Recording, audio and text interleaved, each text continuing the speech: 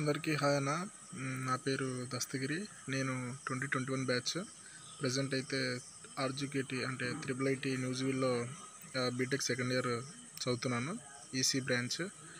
ప్రస్తుతం అయితే నా స్టడీస్ చాలా బాగా జరుగుతున్నాయన్న. దానికి కారణం మీరు మరియు మా టీచర్సే.